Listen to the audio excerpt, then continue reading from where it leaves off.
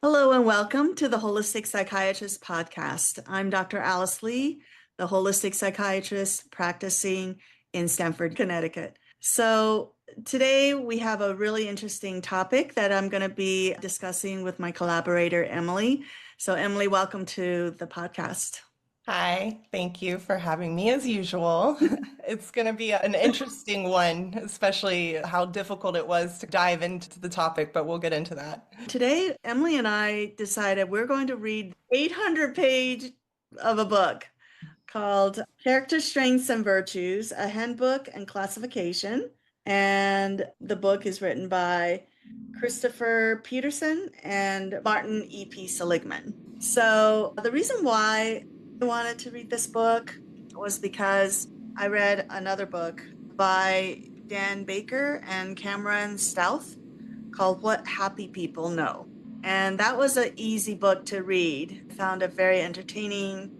It was just a few hundred pages. It wasn't really thick. And it held a lot of really practical advice and lots of very interesting vignettes. So it got me interested in what Dan Baker was referring to in that book called positive psychology. And that's how it got me started being curious about what is positive psychology. One of the foundational books on positive psychology apparently is this book, this 800-page book. So I decided that without really reviewing the book, I said to Emily, let's read this book together and we'll talk about it and see what Yeah. we think about it. It sounded interesting. You did warn me that it might be dry. I do remember you warned me, and I was like, that's fine, that's fine. Even though they describe it as a positive counterpart to the DSM.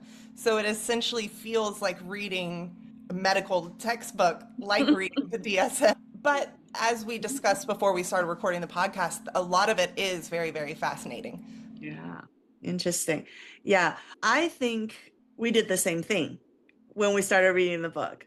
We started reading the book, and then pretty soon we were skimming some parts of Yes, it. we And then we were discussed. getting to the interesting parts. Okay, Yeah. why don't we start with some areas that kind of jumped out at us? And Emily, you and I were talking before our show a little bit about one area. So I'm going to let you bring up a topic that you thought was an interesting point in the book. Sure. Initially, to me, just the overall idea of the framework was, I think I told you I had to go back and read it a few times to understand it. But it is interesting that ultimately, and of course, I took a whole lot of notes, but now things are popping into my head that I wish I had taken notes on. But the way that they compare it to the DSM, which of course the DSM is for diagnosing different mental disorders. You've got ADHD, schizophrenia, all of that sort of stuff. Obviously, that's something that you are much more familiar with than I am. Mhm. But like they say in the book, they want to do a positive counterpart and really look at, rather than classifying those psychological disorders, they wanted to classify positive human character, essentially, right? Is that how I think it would be best Yeah, described? and they were motivated by the fact that they believe that mental health isn't just the absence of illness. And that you could, what is it that they call it? Not the good life, the positive, what is it? The positive life? They did call it the good life a lot of The good, times. is it, okay, so the good Yeah. life, and that can actually be cultivated. That a lot of these characteristics, and they argue and that they have different ways of providing evidence, because that was the big thing. As I'm reading the introduction, their big thing is they want to provide empirical evidence, right? And I'm thinking, oh gosh, how are they going to do that? And it's interesting how they go about doing it. I think that's, however, where we started skimming more, because you read through one study, you read through another study, and then you kind of flip ahead and there's 10 to 20 more studies that they're going to review. And it's like, okay, I don't need to read all of this. Exactly. Well, with the DSM, I was really intrigued by the number of different diagnoses that are actually in the DSM. I Mhm. don't remember if it was 300 different diagnoses, but I think what they were trying to make the point of is that even though you've kind of classified different groups of symptoms and labeled them, it doesn't necessarily mean that it points to a similar like underlying causes. And so when he pointed that out in the book about the DSM, I was like, I'm glad somebody is mentioning that because as a holistic psychiatrist, what was really important for me to help people get better, not how well the diagnosis fits, but how well are we able to match the symptoms with some idea of underlying causes, because that's where the healing actually works. The only other thing that I wanted to mention that was really relevant to me was he said that currently psychologists and psychiatrists think of treatment as treating mental illness. And he was talking about facilitating mental health. And the idea popped in my head, what if insurance companies only recognized health? You start with maybe some symptoms, but then you have to like show before you get paid that you've actually created certain criteria for health. Is the person happier? Is the person at a greater state of function within society? Whatever it is that measures their ability to have more stress resilience or state of well-being. I bet if people are financially rewarded, let's say an insurance company rewards health, then it would shift entirely the whole way in which we treat things. Instead of emphasizing how sick a person is so they can be reimbursed, doctors will be reinforcing and maybe more interested in those modalities that enhance people's health and maintains health. Yeah. Yeah, that's almost having the counterpart to a DSM to help guide you on how to do that. I do wonder though, if, and maybe this is going too far off topic, but if I have often wondered how we can, as a society, reach better health when we look at things from in terms of finding the root cause, right? Which goes along with what you're saying. If insurance companies could work that way, because insurance companies make money off of sick people, right? So if somebody's not staying, Ooh. If they're not remaining sick, then the insurance would go away. Well, I know there's always catastrophes and car accidents sure, and things yeah, like that. yeah, But yeah, I think that if insurance companies reimbursed for truly healing the person so they don't have to see doctors or don't end up in the hospitals, I would imagine that they would save a lot of money and they would make a lot more profit. yeah, that is true. That is very true. Okay. So the DSM was one of the things that he mentioned, but I also wanted to reinforce what you were talking about, which is the beginning of the book, quite a few hundred, like about 100 pages of it, is really about establishing what they did in order to come up with the data and with all of these different areas of character strengths that they talk about.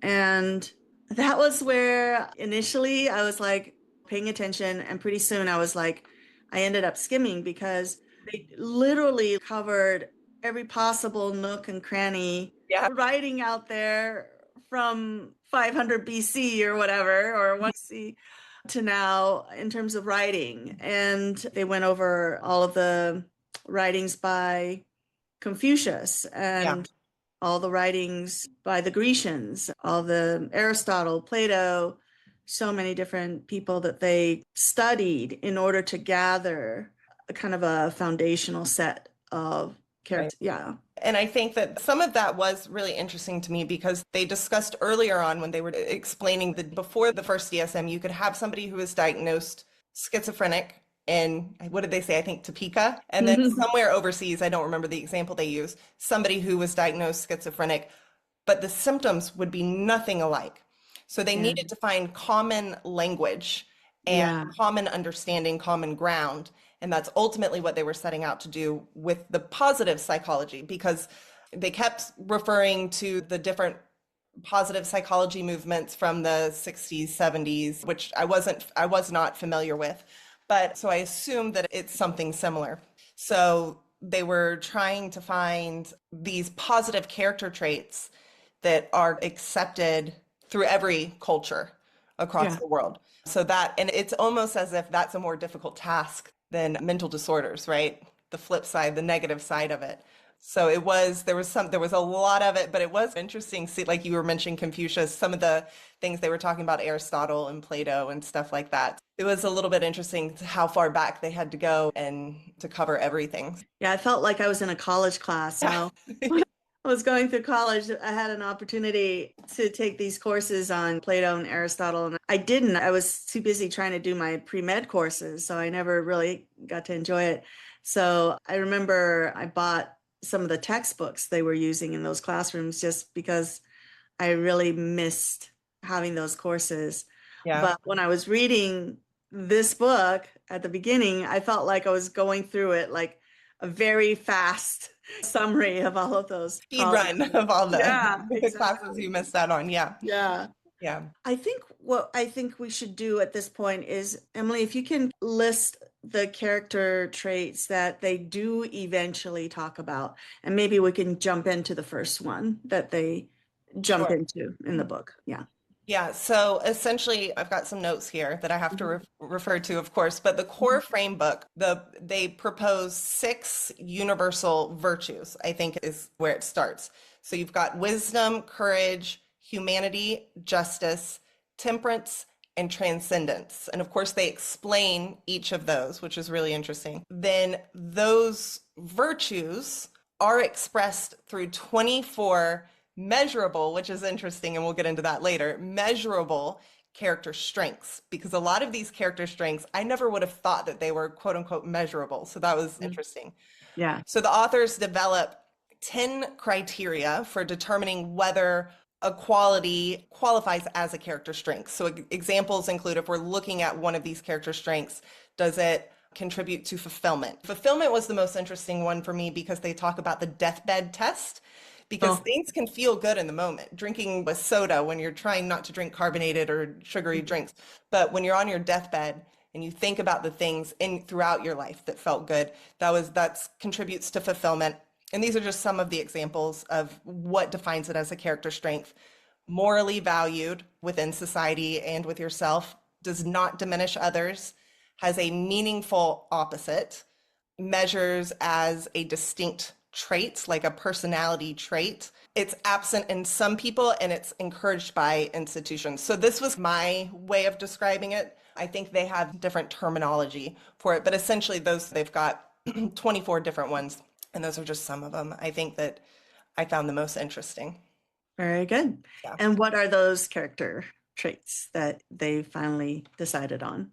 They have creativity, curiosity, open-mindedness, love of learning, perspective or part of wisdom, bravery, persistence, integrity, vitality, love, kindness, social intelligence, citizenship, fairness, leadership.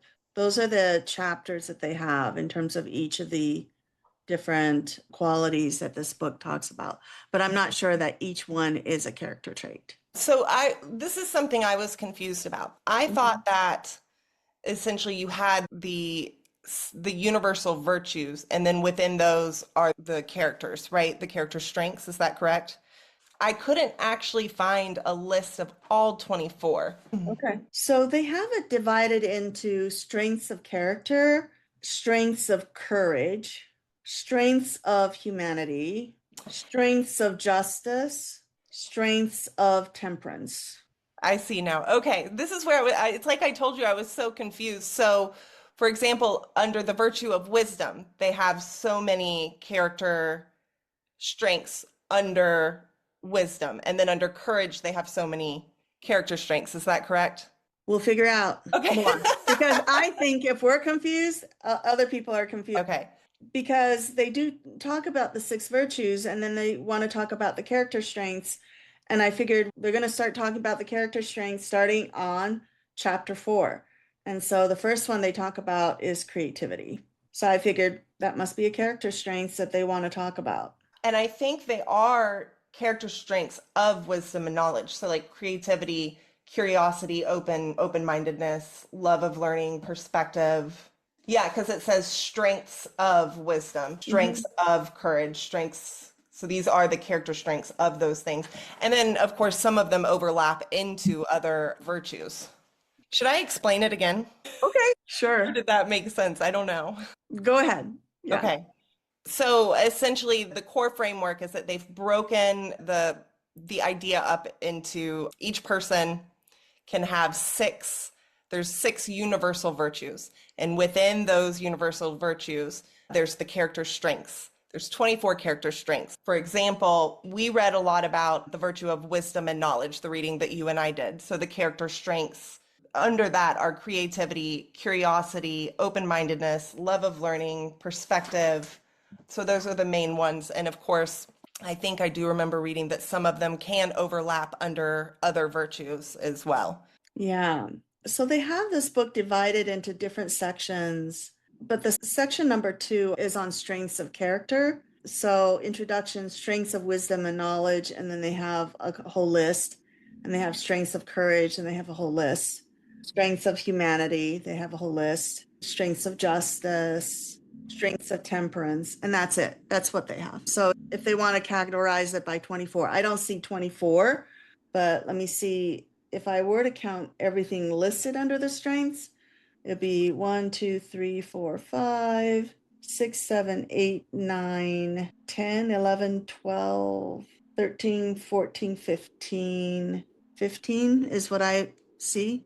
If you exclude love, I don't know if love is a character strengths or whether it's something bigger, but I thought love or being loving was a virtue, but that's what we're going to cover. We're going to just follow the book and we'll get it all sorted out, I think, as we go along eventually. I was talking to you earlier. It felt like reading a dictionary for me because they're just trying to define everything. Mhm. But I felt when they got to chapter 4 on creativity, that was when I started to find the reading a little bit more palatable. So I was thinking maybe we can jump into chapter 4 on creativity and we can talk a little bit about some of the things they say about creativity and see if there's something in there that we can talk about. Yeah, I think I felt the same way. Up until that point, we were really learning about the framework, trying to understand and comprehend what exactly the framework was. When I finally hit that, I think I had some big realizations, like I told you, which we'll talk more about. The main one being that I had always viewed creativity as artistic creativity.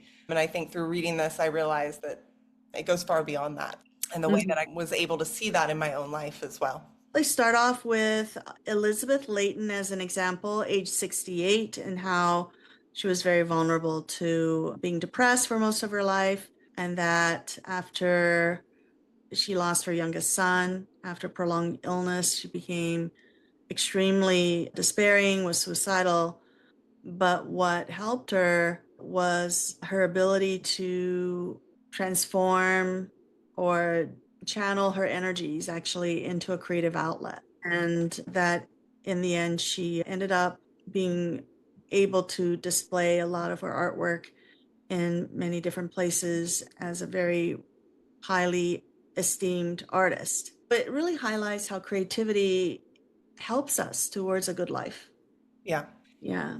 Yeah, and I think that it's interesting. They talk about the big creativity with a capital C and then everyday creativity.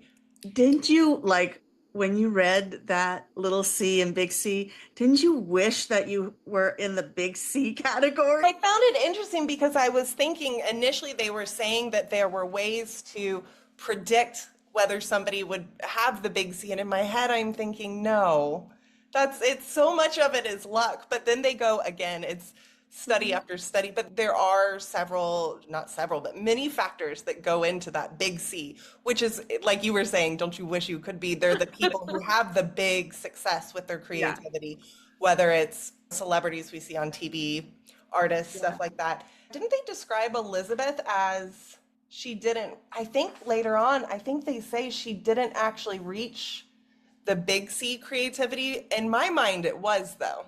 Maybe it's they define it. I missed the pure I think definition. there's something about creativity that to me kind of rang a little bit off. Yeah. And the reason why is they quoted a lot of these philosophers that really emphasized the good life in terms of an internal experience, not an external kind of social media kind of thing. But the way they measure creativity is by how many awards or Or like the big C. for the Yeah. big C, like how many articles did you publish? How many awards did you get? How much acclaim did you get in the social scheme of things? And I think that's where my thought is that kind of depends very heavily on social context Right. and also on opportunity and luck and all sorts of things. Whereas if you're really following the philosophers who are trying to create the good life, I don't think that they would measure it by the number of awards you get. And I never understood why they differentiated between big creativity with the big C, the ones that have that type of success, versus everyday creativity.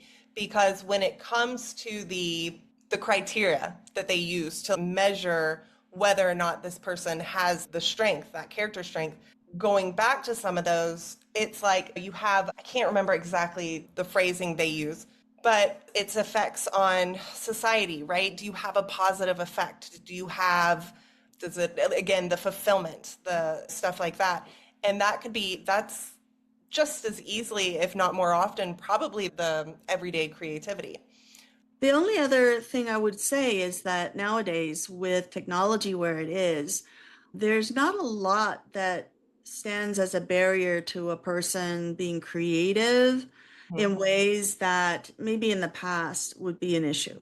So, for example, in the past, when you, let's say before computers, if you wanted to publish something, it's usually in a written magazine or it's in a book somewhere. But Mhm. nowadays, people have the ability to publish not only their own books, but also you can publish online and anybody can access what it is that you write. So it's a very, to me, a much more democratic kind of even playing field when it comes to creativity.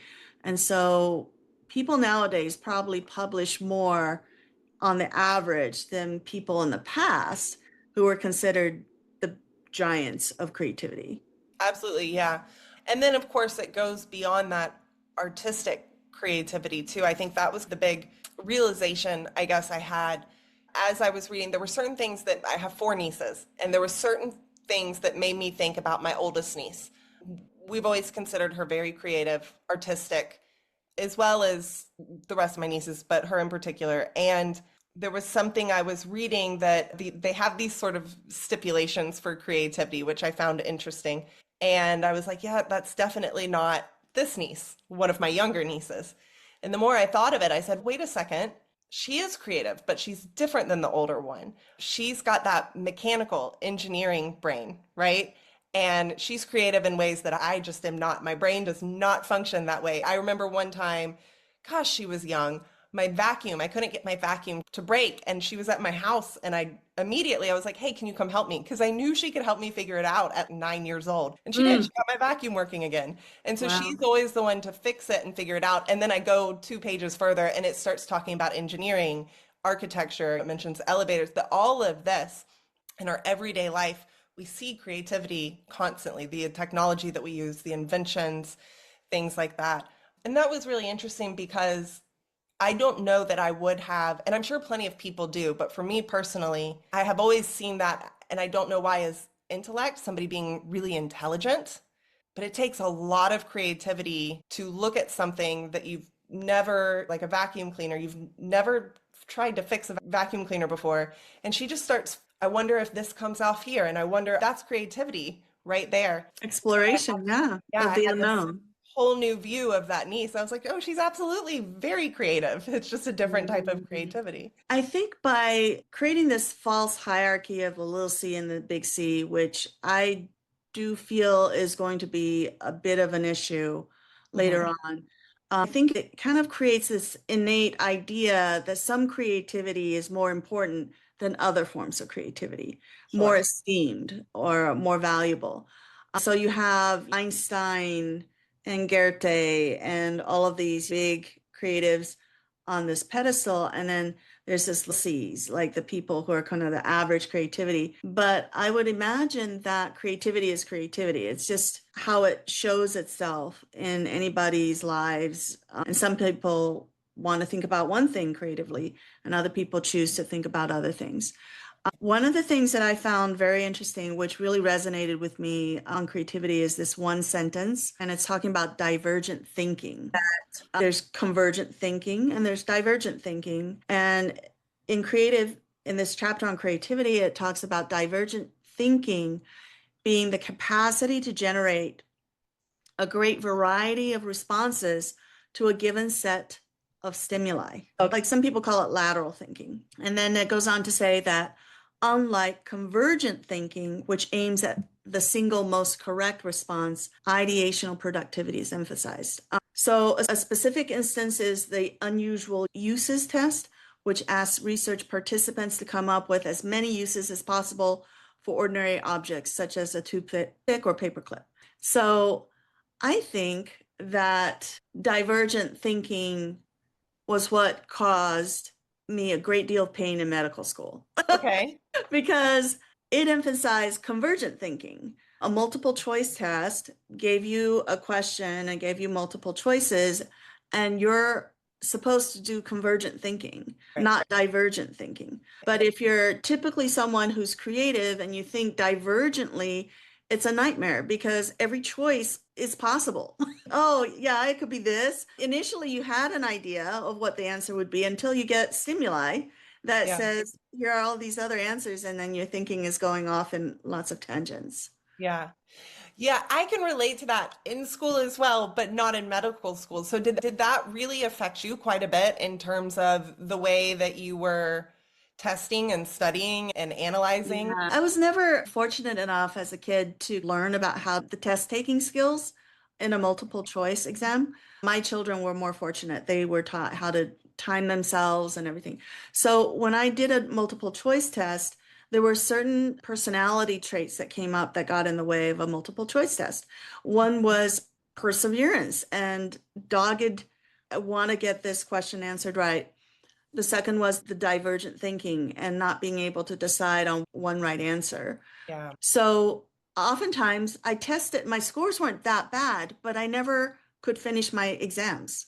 I never timed myself enough to skip a question and go on to the next question and just hop along, which I think once I got out of that kind of a artificial bubble of multiple choice tests, it allowed me to become who I was, which is I figured out how to help people get off psychiatric medication, something that takes a decade or more for a doctor to persevere and doggedly pursue in order for them to kind of gather all the information they need. But it's not a multiple choice kind of situation where you can just, oh, I don't know it, so you can just skip it and then go on to the next problem. What about you?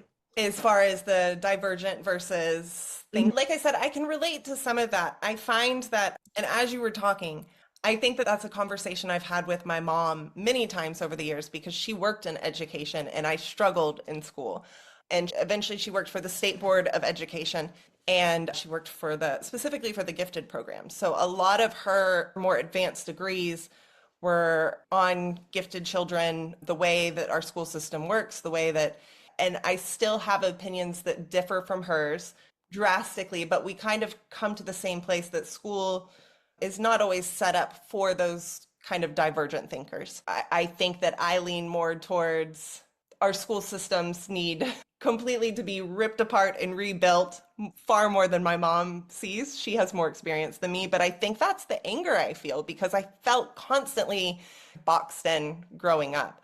And what's interesting is my dad relates to this. My dad tells a story about when he was an army brat. When he lived overseas in Holland, he remembers raising his hand and asking a question about their teaching that this is done this way. So he raises his hand and asks, but why? Like, why can't it be this way? And the teacher just yelled at him. And he said he remembered his face getting hot and red. And he said, I never asked a question again. And I do think that can shut kids down in school. I remember it shutting me down sometimes in school too. I remember in church, in Bible study, very young, or maybe 4 or 5, I asked the question, something about where does God come from? Or just what they were saying didn't make sense to me. And I got a little slap, not physically a slap on the hand. And it's because I think they didn't have the answer. But anyway, those are just like little anecdotal things that maybe, again, going off on a tangent. But I do think that our school system and oftentimes our society is not really set up for that kind of divergent thinking. That the expectation is the opposite sometimes.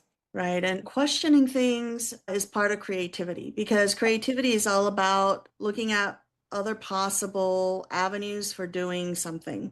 If we didn't have that, we wouldn't be able to advance in terms of finding other things, Yeah. other ways to do things. And I do empathize with your situation, because I think that over the course of my life, I've been in a lot of different systems where it's very insulated, very blindfolds. This is a one way kind of way of thinking. And I remember asking lots of different questions and looking back on it as an older adult, I feel that those were legitimate questions, but depending on the context in which you ask a question, they can gaslight you and make you feel as if the question is irrelevant or silly or unrelated to what they're talking about, because the question challenges the way they do things as a given, Yeah. and they don't want to think about that. Yeah. But they don't want to spend the time on it.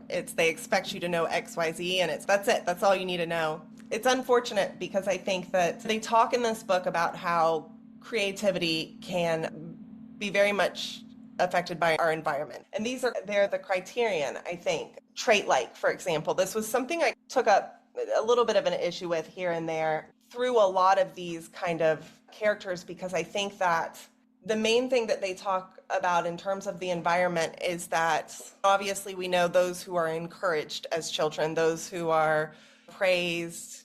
Little kid makes a drawing. Of course, we're doing artistic creativity, using that as the example. Wow, that's great. They put it up on the fridge. So having that kind of environment growing up definitely makes a difference. But they really, in the book, stood by that. It seemed that creativity requires that kind of positive reinforcement. I have seen the opposite be true. I have seen people become extremely creativity because it's almost as if it was their escapism from traumatic childhood or their coping mechanisms, writing, putting it down on paper, things like that. And it developed that way.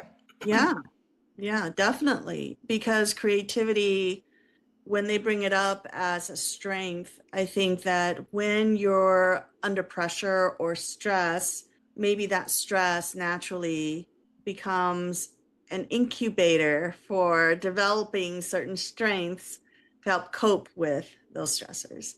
For me, I think creative outlets definitely showed up in the face of stress.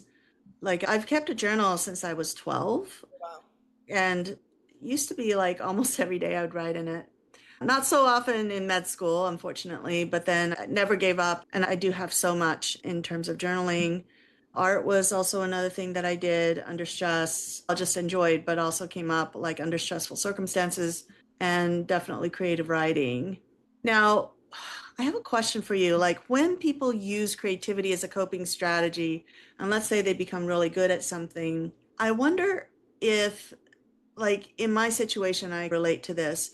I wonder if using it, once it becomes a strength, as like a marketable skill, in some ways allows the person not to address some of the underlying neuroticism associated with the coping strategy.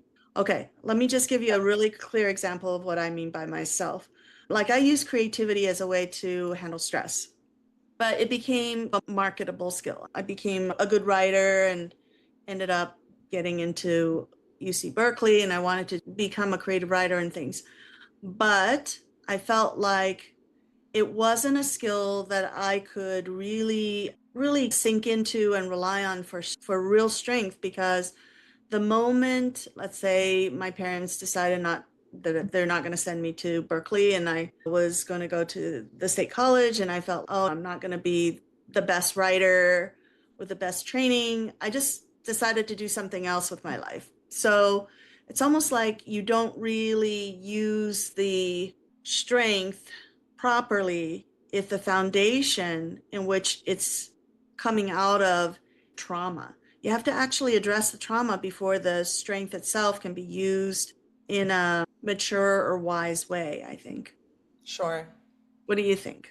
No, that makes a lot of sense. And that also addresses something that as I'm reading this book, I'm sort of like, where are we getting with this eventually? How do we put what they're explaining? And of course, like you said, a behemoth of a book, how do they put it into action? How do you, if you're essentially writing the counterpart to the DSM, how are you using it along with what we already know and about traditional therapy, psychology, things like that. And I guess that comes in much later in the book. I have no idea. But I do think it's a really interesting question because I would agree with you. But I also, let's look at the big C, creativity, the people that have been successful and obviously never fully dealt with their traumas.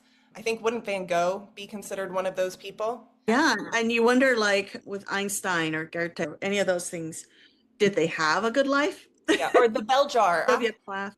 another Yeah, one. you wonder, like, did the big C people end up with a good life, the good life? I can add to that question or answer that question in the sense that in the book, What Happy People Know, I remember one example, one vignette of a person who had everything financially, had a beautiful wife, that wonderful family, a lot of wealth, but he was very unhappy. And one of the things that the therapist asked this man to do was to visit a section of the hospital nearby where he could be of help with some children there, some kind of volunteer work or something, where he could actually focus on helping other people to feel less stressed or alone. And it kind of helped him to appreciate, be grateful for that which he had. So I know that some of the ways in which positive psychologists are trying to use the information they know about the value of creativity or the value of generosity or whatever the character trait might be, that they're trying to help support people's ability to develop those traits. So essentially, it's a manual to be able to recognize, it's the blueprint to be able to recognize these character traits in people. Is that correct? So that they can help them develop them and lead.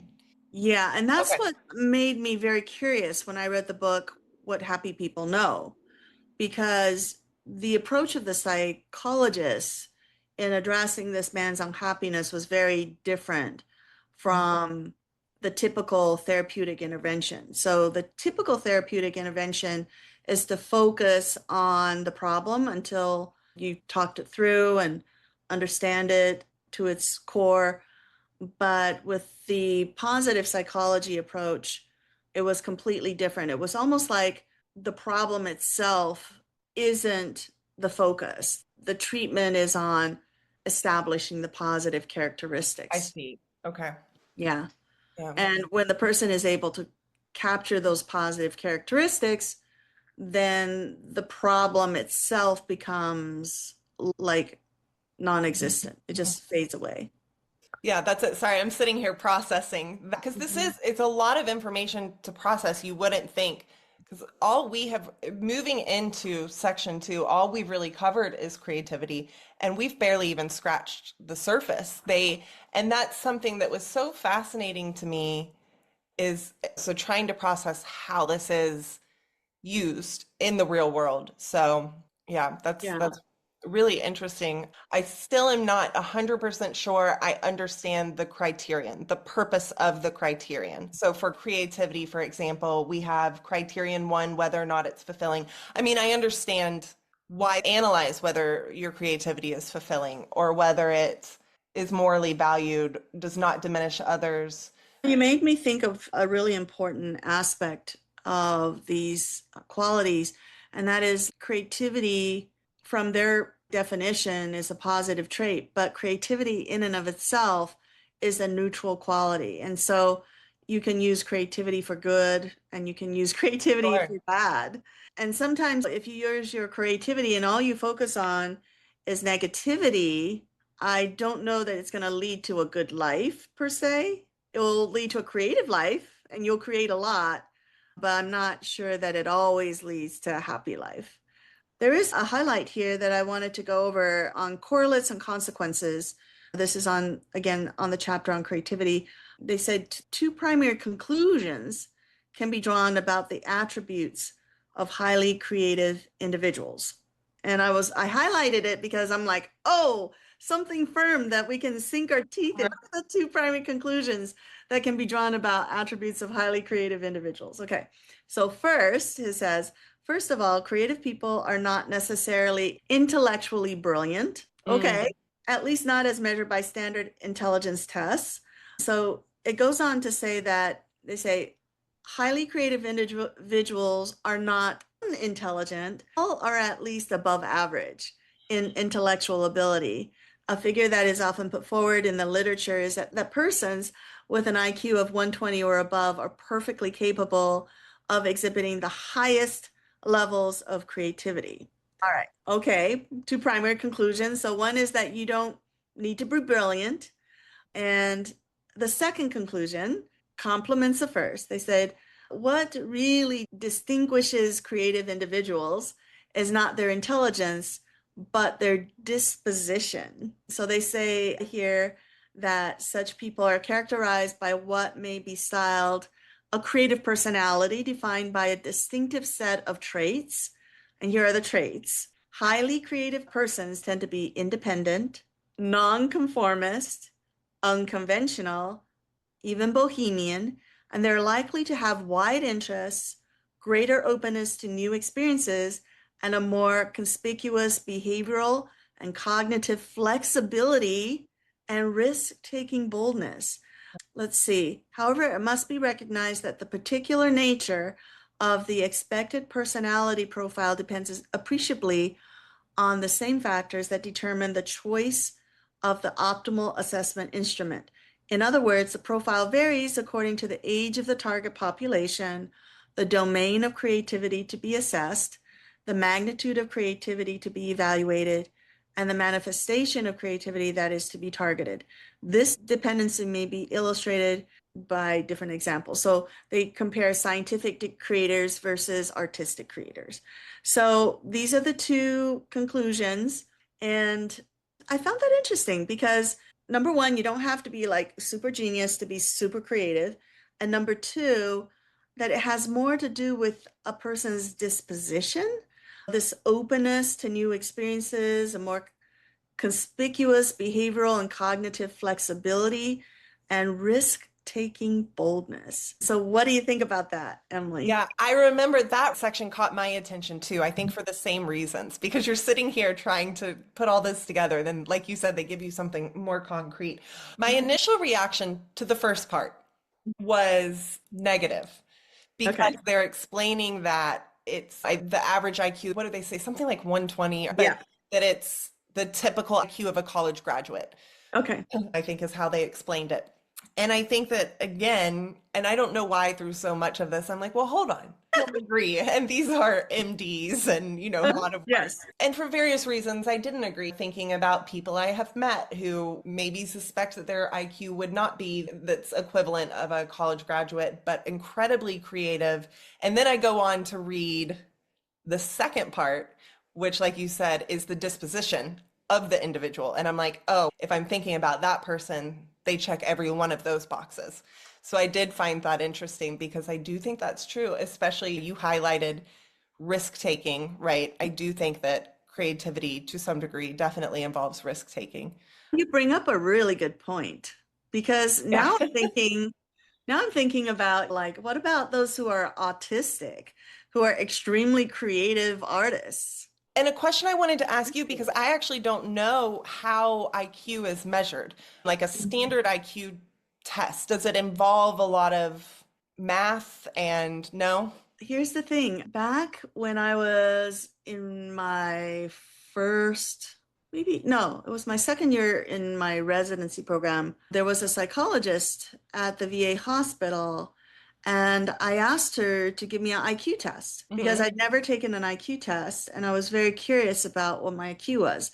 At the time, I was like very despondent about my job as a resident in psychiatry. So I was like feeling very down at the time. I didn't really like what I was doing. And so I took the test because I felt like it was something for me to understand about myself, or do I have other options besides being a psychiatrist? Yeah. Yeah. Am I smart enough to do something else? Anyway, so I took the IQ test, and what I did notice was that there was absolutely nothing in there that had anything to do with creativity. It's not like you're creating anything. It's just recognizing patterns and like knowing a little bit of information. And I don't know. It's just, Yeah. it's almost like doing little puzzles. And these are puzzles that you should be able to do in a minute or 2 minutes, and then you move on to the next thing.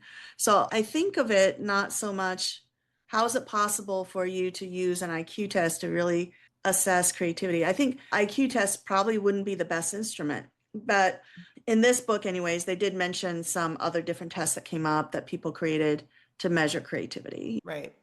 Yeah, I found that interesting though, that those two kind of, what do they call them again? You have it there in front of you, I think. The conclusions essentially Yeah, about the two it. conclusions about Yeah. creativity.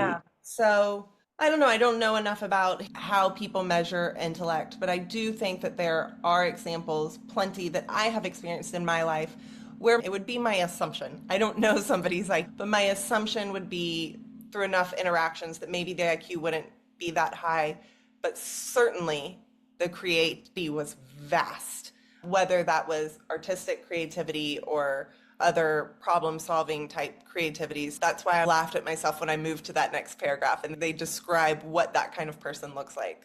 Yeah. When I was going through that list, I could see parts of myself in that list. The only thing that I didn't think described me was bohemian, Okay. unconventional to the point of being bohemian. And I think that's more of a contextual kind of a context. If you're Asian, you're not going to be bohemian. I can tell you that. Okay, okay, that's fair. Yeah. You probably won't be allowed. How would you define bohemian? I don't know. Someone who's careless about societal norms and flaunts it in a way that is just kind of like you don't really care what other people think. You just kind of do things in a very So ignoring social freedom, rules. Yeah. freedom loving kind of way. Okay. Yeah, and I guess it really depends on what field you're in, because I don't think bohemians exist in medicine. Okay. Yeah.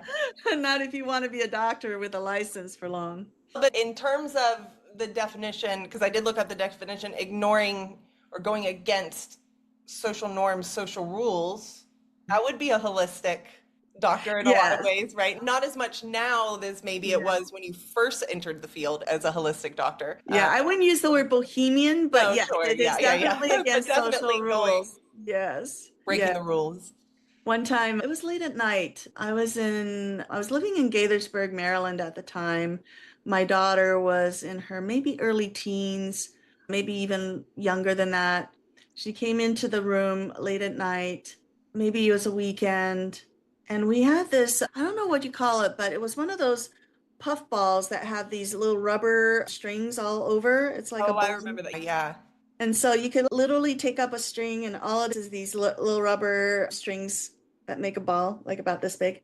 And it would like Yeah, bounce down, right? Yeah, yeah. yeah. And so it was late at night, and my daughter and I got into this back and forth fun activity where we took the ball and we held it up, or we did something with it to make it represent something else than what it was. One was, who was the person that said the sun was the center of the earth instead of the earth? It's the sun was the center of the solar system. Not Copernicus, but Galileo. It was Okay, yeah, Galileo. okay. Yeah, so one of the things we said was we held up the ball and said, I'm sorry, Galileo, but I don't think they liked your idea of the solar system. That was you or her? That was me. Oh, okay. And Yeah. she had some other like pieces of the ball, just different ways in which that ball became a part of a like a story, and it became Yeah. funny. Maybe we did that for about an hour, maybe an hour and a half of back and forth, where that ball became one thing and then became another. And that is the unconventional thinking, the creative thinking that I think that people who are creative really love and find funny. My daughter is actually a very accomplished artist. She went to RISD, did illustration and stuff. Oh, And wow. then Yeah. now she's at Yale doing her MBA, but she's just really smart and very creative. So the two of us were going back and forth with all of the different ways in which that rubber ball could be. like something other than that rubber ball. It goes back to the divergent thinking too that we were Yes. discussing earlier, right? Yeah. Yeah. But I think as a photographer, you are in the midst of creativity as part of your work. Sure. Yeah. Yeah. And it's every single client that comes through the door is different. They have a different story to tell. I'm a boudoir photographer. I don't know if I've mentioned that on the podcast before, but it's not a copy and paste. It's different with every client. So it requires creativity. And when I get into the studio too, because I use a natural light studio, the light is always different. So a lot of problem solving, things like that. So according to the criterion, it's very fulfilling. I get that creative outlet in my work through different ways. Yeah, Definitely. Yeah. right. Okay. So creativity is one of the aspects that positive psychology tries to keep in mind for creating the good life. I highlighted other parts in the chapter, and maybe we can finish up with this one little highlight that I picked, unless you wanted to go over anything you highlighted in the chapter. No, I think the only thing I kind of had left as a question was after reading this, are there specific things in here that we can take away that would help somebody nurture their creativity essentially? But I don't know Mm, that was more of a question to see if you gather that because as I was reading through, I'm like, I don't know if I'm able to really put that together. And it mm. may come together later on. Yeah, That I was, don't know if this book will end up being the right book for us when it comes to that question, but I do think that it does suggest that there's a kind of a context that allows creativity to flourish. And some of that might be withholding negative judgment of oneself right. when one starts to create. It does mention that in the chapter about how sometimes as you write, maybe it's good to turn off the monitor and Oh, yeah. the grammar correct and all of those things so you can just create whatever you want to create without negative feedback or things that interrupt your flow. And in terms of what allows creativity to flourish, I think the first thing is maybe just to understand it is a positive characteristic and not to dismiss it because there may be children growing up or adults within settings where their creativity is being minimized or dismissed, and they might feel that creativity has no place in their lives for improving how they handle stress or how they engage with the world. And definitely, it is a strength, it is a character strength. And just knowing that, I think it's important. Yeah. And I think beyond that, what everything you said made me recognize too was that goes back to the realization about my nieces. So being able to recognize different types of creativity within ourselves, because I think often for a lot of people, again, not everybody, we think of creativity as artistic creativity. And there are so many different types of creativity. We gave a few examples here, my niece being one of them. And that's really important and definitely a strength as well. So being able to recognize it in those around you, I think is important. Children, if you have them, yeah, and in yourself. Because I think that's something Mm. that while I'm not my young niece level, that's something I'm like, I do that a little bit too. And I can give myself a pat on the back with that specific type of creativity. So yeah. There is one thing here in the chapter towards the end that says for creativity to advance beyond its everyday forms, however, the individual must acquire considerable expertise within the chosen domain of creative activity. This need for expertise acquisition is often expressed as the 10-year rule. Then he puts in parentheses, hey, according to this rule, no person can make creative contributions to a particular domain without first devoting a full decade to the mastery of the necessary knowledge and skills.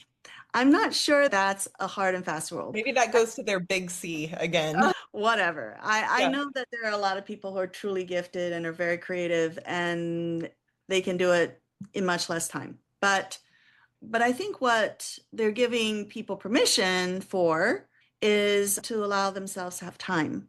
Yeah. So even if you're not reaching the heights of creativity in a certain field, you have to realize that the majority of the people require 10 years before they even get close to being able to count themselves as a contributor in a particular domain. Not that this is a hard and fast rule, but giving yourself time and being patient with yourself, I think, is a really important part of permission. Yeah, There is one other thing I thought of as you were talking, though, sure. and that is to be aware of those people who might want to rob someone of their creative joy in their lives.